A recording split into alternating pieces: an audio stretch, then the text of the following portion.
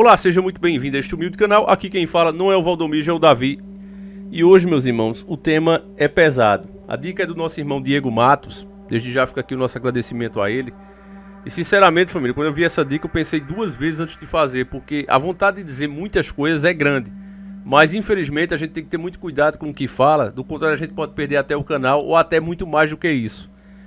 Mas eu tenho dito para vocês, e principalmente quem está desperto já compreende isso, e com certeza vai ficar muito indignado ao ver essa matéria. Mas as pessoas já têm plena consciência, as pessoas que seguem esse canal, que hoje o meio evangélico ele está cheio de pessoas infiltradas, principalmente esses grandes líderes religiosos como Pedindo Mais Cedo, Valdomiro Santiago, Silas Malacheia, R.R. Soares, todos esses caras, como já foi denunciado diversas vezes em documentos da própria maçonaria, eles são maçons. São maçons que se infiltraram, que usam o evangelho para enriquecer.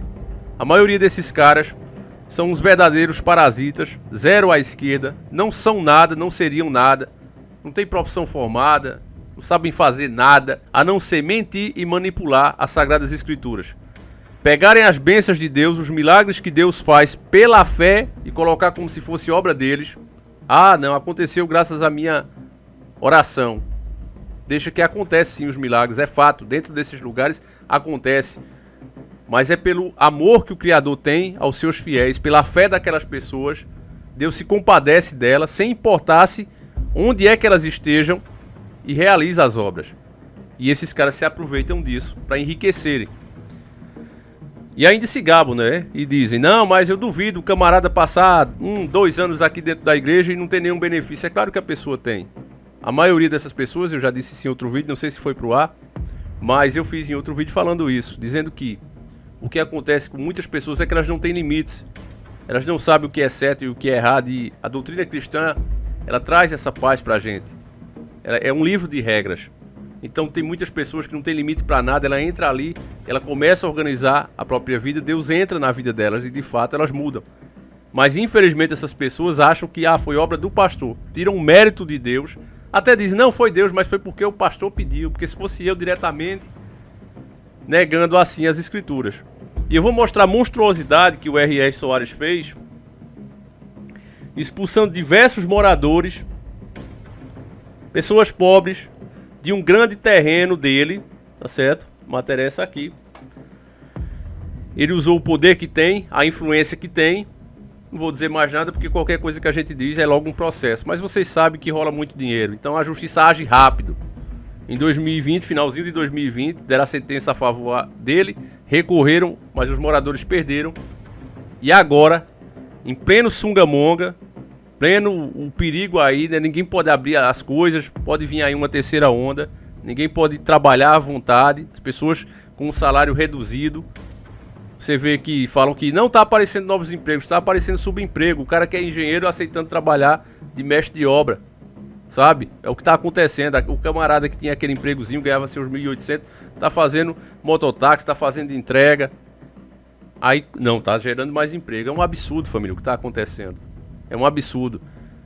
Eu tava vendo o debate, né, do Coppola e aquele outro Kim. E você vê que ambos usam verdades para apoiar o seu próprio ponto de vista. Porque nenhum mentiroso, meu irmão, ele pode viver só de mentira. Eles precisam pegar fatos e usar esses fatos para apoiar a ideia que eles têm. E fazer assim a manipulação na cabeça do povo. Mas enfim, esse é outro assunto. Aqui, o que você vai ver é o que a gente diz. Esses caras entraram, esses grandes líderes religiosos, entraram, esses maçons entraram no cristianismo, dentro do evangelho, e estão usando isso para ficarem cada vez mais poderosos e usam o que quer que seja, desrespeitando as Sagradas Escrituras.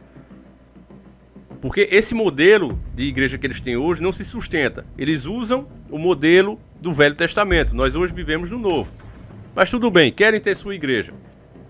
Não tenho nada contra. Quando tiver 2 ou 3 orando, Deus estará lá. Imagina centenas de pessoas. Agora, a igreja, que eles seguem o modelo, a igreja do Velho Testamento, ela sempre foi uma âncora. Ela sempre foi o rochedo seguro para as pessoas que estavam empobrecidas, para as pessoas que tinham grandes prejuízos. O cara plantou lá, deu uma enchente e alguma coisa aconteceu, pegou fogo a plantação dele. Ele ia lá na igreja e As pessoas que cuidavam daquelas igrejas o ajudavam, davam semente, davam mantimentos, até dinheiro, dependendo. Então, por isso é que o próprio Deus reforçava que era preciso manter sempre a casa de Deus abastecida para que essa casa física pudesse sempre dar suporte àqueles que precisavam. Era o viajante que vinha de longe, não conhecia ninguém, ele dormia ali, ele se alimentava ali. O próprio rei Davi também já fez isso. Só é você ler o Velho Testamento que você verá isso. Era de fato uma casa onde as pessoas iam quando estavam na pior. Não era como hoje, que a pessoa tem que ir quando está bem. Tem que dar alguma coisa. Você não pode ficar frequentando e não dar nada. É totalmente diferente o modelo. E ainda, quando acontece uma situação dessa, que as pessoas não podem trabalhar, as pessoas estão com a sua renda lá embaixo, mal conseguem se alimentar, o cara usa exatamente essa hora para expulsar essas pessoas, ao invés de dar abrigo ao órfão, à viúva, ao necessitado. Não, ele faz justamente o contrário. Então, meu irmão, já digo aqui, que você que paga dízimo a esses caras, você, infelizmente, é farinha do mesmo saco. Mesmo sem saber, você está compactuando e reforçando para que esses homens fiquem de fato poderosos. Porque se você não entende o que é poderoso, não é porque o cara solta raios pela mão, não. Não é porque o cara faz assim e o sol nasce. É porque ele tem dinheiro. Poder nesse mundo físico se chama dinheiro. Se você dá poder a esse tipo de crápula, a esse tipo de monstro, você compactua para o que eu vou narrar aqui nessa matéria aconteça. Você financia esse tipo de coisa, dá poder a um monstro desse. Escuta a matéria. Não sei para onde vou. A pedido de R.R. Soares, moradores de favela em São Paulo são despejados. Matéria de 28 de maio de 2021. O céu ainda estava escuro no início da manhã dessa sexta-feira, dia 28/5, quando dezenas de viaturas se perfilaram em frente à favela Penha Brasil, localizada na rua Afonso Lopes Vieira, na Vila Dionísio, região da Cachoeirinha, zona norte da capital paulista. Os PMs ali estavam como seguranças de um bem privado, se posicionando para que a reintegração de posse contra 230 famílias, incluindo idosos, crianças e deficientes, ocorresse sem transtornos. A desocupação foi ordenada no último dia de 2020 pela juíza Paula Fernanda de Souza Vasconcelos Navarro, a pedido da Igreja da Graça de Deus, comandada pelo pastor R.R. Soares. Depois, a pedido da Prefeitura Municipal de São Paulo, a juíza Fernanda de Carvalho Queiroz determinou providências para uma desocupação segura, incluindo aviso ao Conselho Tutelar. A Defensoria Pública de São Paulo pediu a suspensão do cumprimento da ordem de reintegração de posse. O pedido foi negado na segunda instância pelos desembargadores Ricardo Pessoa de Melo Belli, Cláudia Grieco Tabosa Pessoa e Mourão Neto. O relator Ricardo Pessoa de Melo Belli disse que a protelação do cumprimento da ordem liminar para aguardo de providências do poder público destinadas a promover o assentamento dos réus não teria outro efeito que não o de agigantar a invasão. Se do lado de fora alguns policiais conseguiram sorrir, do lado de dentro do terreno de 12 mil metros quadrados, boa parte da terra batida, recheada de barracos de madeira, o semblante das pessoas era de cansaço por noites em claro, além do desespero de não saber como será o amanhã. Um retrato fiel da desolação podia ser visto no rosto da dona de casa, Maria José dos Santos, de 62 anos. Solitária, a idosa estava sentada em uma cadeira quando a reportagem se aproximou para ouvir sua história e o porquê daquela solidão naquele momento. É a primeira vez que estou passando por isso. Não tenho palavras. Questionada sobre para onde levaria seus poucos pertences, assim que o caminhão contratado pela Igreja Internacional da Graça de Deus, proprietária da área e responsável pela ação na justiça. Ela olhou para o céu como se pedisse forças divinas e soltou: "Não sei para onde vou. Talvez uma nova ocupação. Estou sem dormir. Só Jesus." Durante a conversa, ela explicou o motivo por permanecer sentada e fazer uso de uma bengala durante os poucos minutos que consegue ficar em pé. "Quebrei o pé e minha perna está atrofiando", diz, apontando as cicatrizes que possui no meio inferior direito. Antes de se despedir, a idosa ainda contou que chegou ao local há 2 meses, após cansar de apanhar do ex-marido. "Para casa não volto", ressaltou ela. Enquanto a reportagem conversava com Maria José, um barulho chamava a atenção. Ao olhar mais adiante, um homem batia um martelo contra compensados de madeira. Sua intenção não era fixar estacas, mas remover os objetos que durante 6 meses serviram de moradia para ele, sua esposa e sua filha de apenas 8 anos. O homem trabalhava de maneira rápida, aproveitando os minutos antes da polícia tomar o local e as retroescavadeiras completarem um serviço de demolição. Era o ajudante de obra Rodrigo Teixeira Miguel, de 27 anos. Não posso desperdiçar madeira, depois não terei como arrumar outra. O único dinheiro que ganho é para sustentar a família. A habilidade com o martelo só perdeu o ritmo ao ser indagado qual seria o seu destino. Por enquanto, para nenhum lugar. Não tenho para onde ir. E logo na sequência voltou ao trabalho de desapregar as madeiras. Se a área pertence a um religioso de vertente evangélica, tantos outros evangélicos das mais diversas denominações, menos abastadas do que a Igreja da Graça de Deus, construíram ali suas esperanças por dias melhores. Um deles era pastor Edilson de Souza Barreto, de 52 anos, revoltado com a postura do seu correligionário rico, o missionário R.R. Soares, líder da congregação que pediu à justiça o despejo. Esse é um falso profeta. O que o R.R. Soares está fazendo com as famílias é ser um falso profeta. Quando a primeira visita da ponte à favela Penha Brasil, a reportagem tomou conhecimento da história de Karine Alcântara Silveira, 41 anos, mãe de um adolescente autista, que tinha como brinquedo 3 litros de leite envoltos em fita adesiva. Assim como naquele dia, a renda da mulher continuou se formando apenas pelo benefício de um salário mínimo, a qual a jovem tem direito. Em boa parte do despejo, o menino, sempre grudado com a mãe, não estava no local. Deixei ele dormindo na casa da minha irmã. Não é bom isso para ele. No entanto, assim que acordou, ele quis encontrar Karine, o que fez com que o jovem permanecesse por um curto tempo no local, até que a mulher o levasse novamente até a tia. Não tenho para onde ir. Estou esperando uma luz no fim do túnel. Sem comer há 3 dias devido à preocupação. A mulher chegou até a cambalear, sendo amparada por outros moradores que lhe ofereceram um iogurte e um lanche.